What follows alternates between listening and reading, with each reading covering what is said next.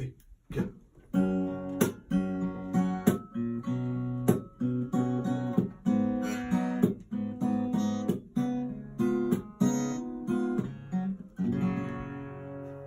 Hey there, Fairfax. Well, what are you doing here? Hi, I'm Mr. Uncles, and we're here to talk to you about how to fill out your transcript request form. Ready, Miss Haddock? Take it away. When you apply to college, the college will ask you for a copy of your high school transcript. In order for Fairfax High School to send your high school transcript to any of the colleges or universities, you have to first officially request it from us. In doing so, the first thing you'll need to do when you get a copy of this form is to get your parent to sign at the bottom, and you also sign at the bottom, even if you're 18.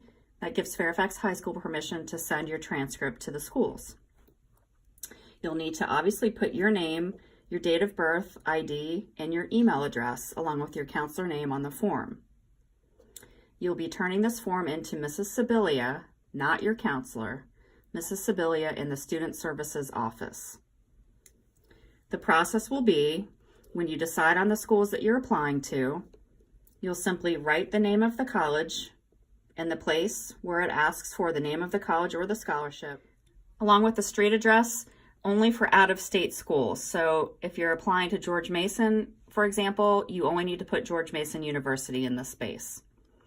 Please note in the column that says date of transcript request, that is the day that you're turning in the form to the transcript secretary. So if the day is October 5th that you're bringing the form in, you will put October 5th in the date of the transcript request column, the name of the college, and then you'll see in the first column, common application, yes or no. If the school that you're applying to uses the common application portal, please circle yes. If it does not, put no. The next column is, do you need a counselor letter of recommendation? Please write yes or no. If you need a counselor letter of recommendation and you write yes, please make sure that you've already talked to your counselor about this and that you've filled out the counselor survey that we did a video on prior to this. The next column is whether you're applying early action, early decision, rolling, or regular decision. So if it's an early action deadline, you'll write early action. If it's early decision, that means that it's a binding agreement. And if you get into that school, you must go.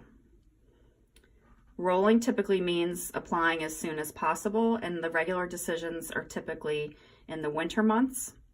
That's where we get to the next column, which is the college or